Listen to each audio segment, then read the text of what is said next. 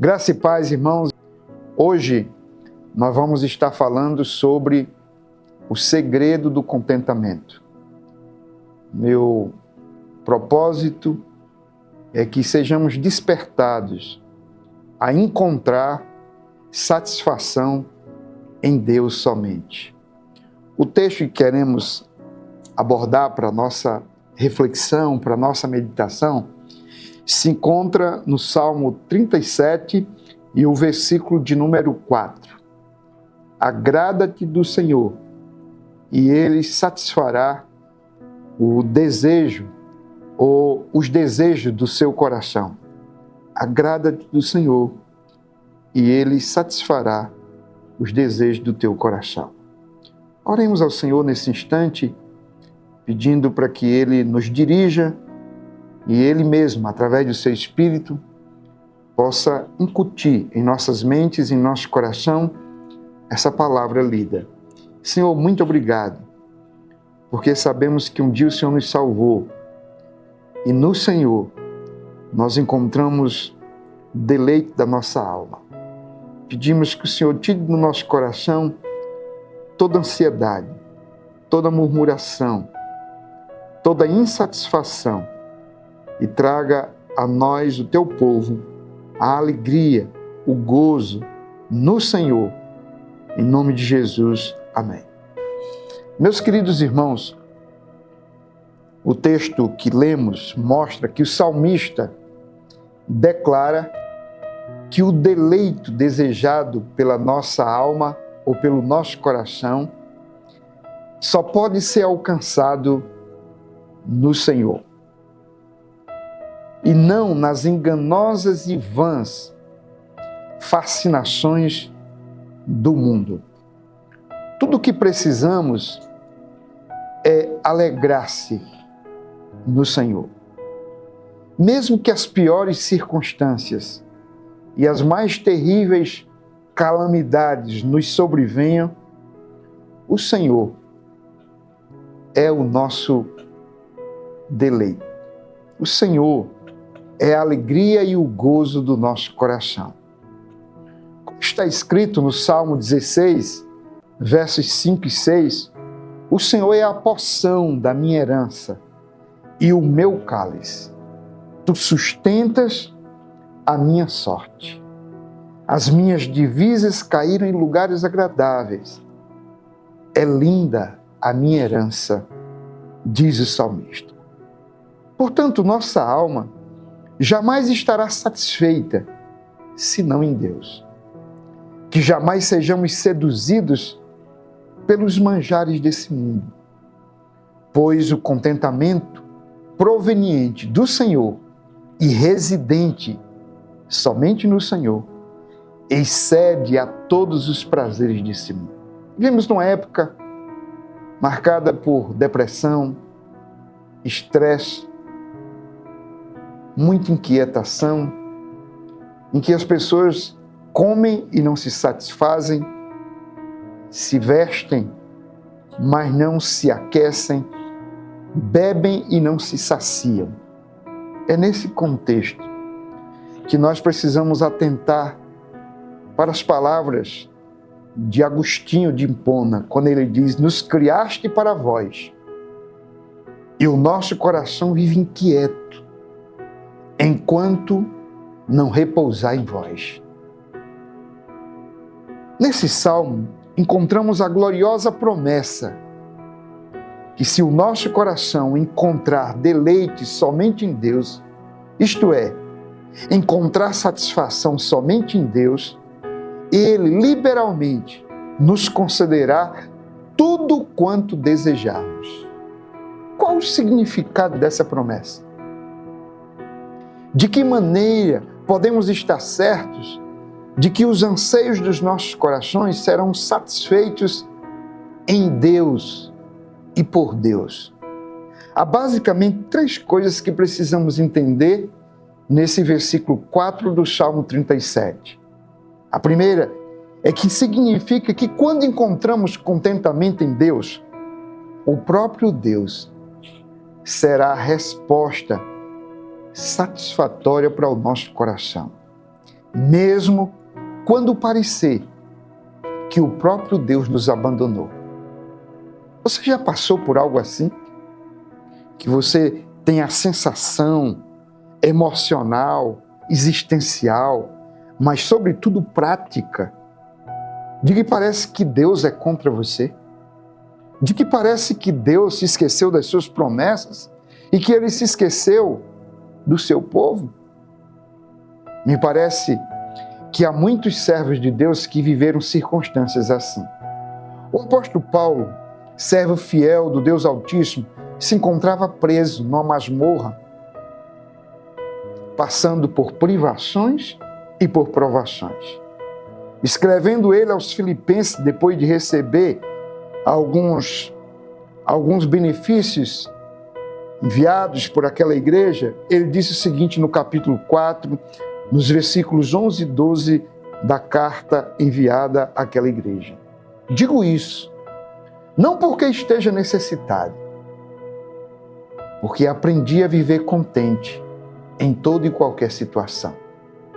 Sei o que é passar necessidade e sei também o que é ter em abundância. Aprendi o segredo de toda e qualquer circunstância, tanto a estar alimentado como a ter fome, tanto de ter em abundância como de passar necessidade.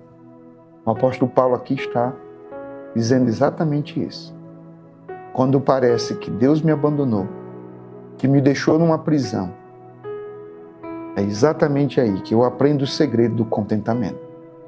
O meu contentamento não está nas coisas. O meu contentamento está em Deus. Mesmo que todas as coisas me sejam tiradas, o conforto, as amizades e tudo aquilo que eu julgo indispensável para a minha própria felicidade, eu descubro que o meu contentamento está em Deus. Um outro exemplo é o de Abacuque.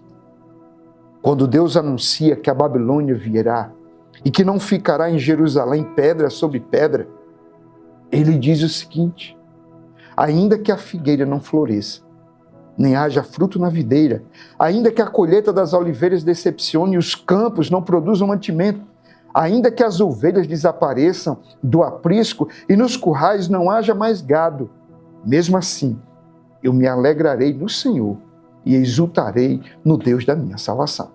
Olha o que Abacuque está dizendo. Ainda que tudo me seja tirado, há alguma coisa que ninguém vai tirar, que a Babilônia não vai tirar. É o gozo da presença de Deus na minha vida. Nele eu me regozijo, nele eu me alegro, nele eu estou seguro, nele eu estou contente. Portanto, essa é a primeira questão. Agradar-se do Senhor e encontrar nele contentamento.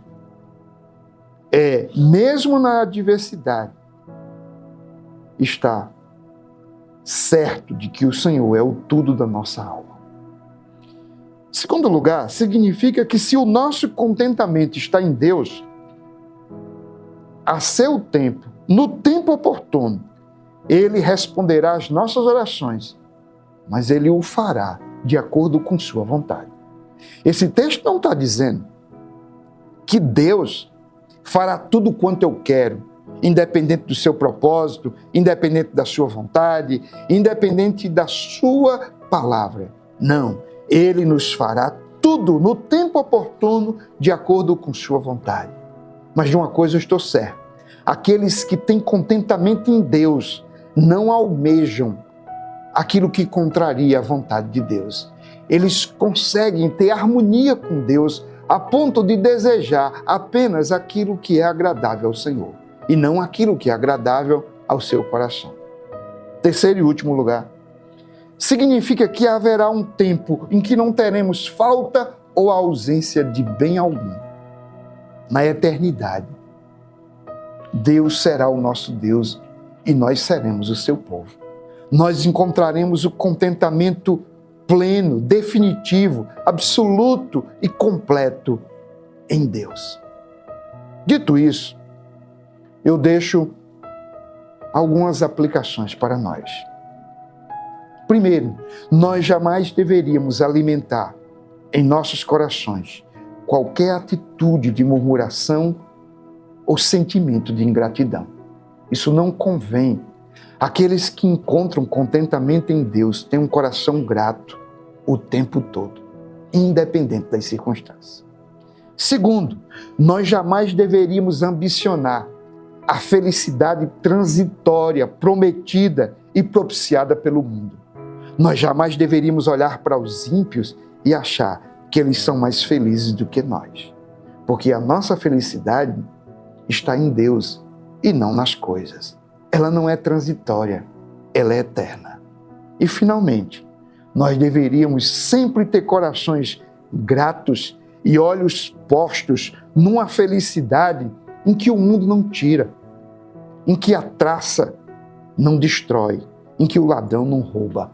O nosso tesouro é eterno e glorioso, o nosso bem maior, a nossa herança é o próprio Deus. E disso nos apropriamos desde já, na certeza de que na eternidade isso estará plenamente disponível a nós. Portanto, meus irmãos, não deixemos que as piores calamidades, as adversidades mais terríveis, tirem de nós uma convicção: Deus é o tesouro supremo da nossa alma. Nele encontramos o pleno contentamento. Que não andemos jamais ansiosos por coisa alguma. Dito isso, eu gostaria de deixar 3 pedidos de oração. Na realidade, o primeiro não é um pedido. É uma oração de gratidão. Que sejamos gratos por Jesus Cristo, pela salvação, por todos os benefícios, por todas as provisões que Ele tem nos propiciado ao longo desse ano. Em segundo lugar, oremos pelas pessoas que estão mergulhadas em síndrome de pânico, em ansiedade, em depressão, precisando tomar remédios para dormir e para superar as crises internas da sua alma. Oremos para que essas pessoas encontrem em Deus suporte, segurança, paz e alegria para suas almas. Terceiro lugar, oremos pelo ano que está chegando e peçamos a Deus um ano cheio de realizações no Senhor, de contentamento no Senhor, em que ao invés de estarmos ambicionando as coisas desse mundo,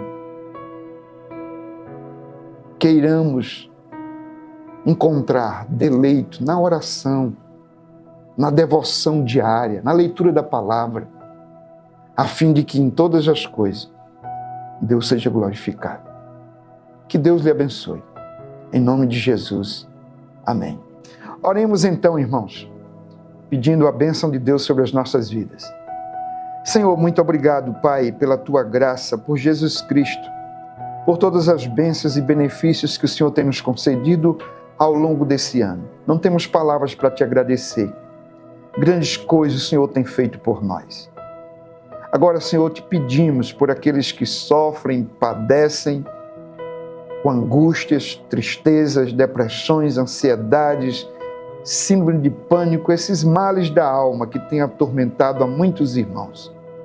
O Senhor visite a cada um e que o Senhor, Deus, conceda ao Teu povo de livrar-se desses males e viver em alegria, o gozo e a plenitude da salvação.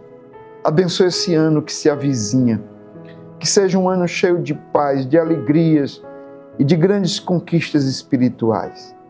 Que ambicionemos antes e sobretudo as bênçãos que vêm do Senhor, o crescimento espiritual, uma vida abundante na Tua palavra, uma vida abundante de oração, uma vida em que possamos, ó Deus, desfrutar dos benefícios da Tua graça e sermos plenamente usados no Teu reino e para a Tua glória. Rogamos essas coisas em nome de Jesus. Amém. Portanto, irmãos, à luz daquilo que aprendemos hoje, que possamos perseverar na oração, na leitura bíblica, na participação dos cultos na vida da igreja, e que Deus o abençoe e que esse seja um ano cheio de bênçãos, em nome de Jesus. Amém.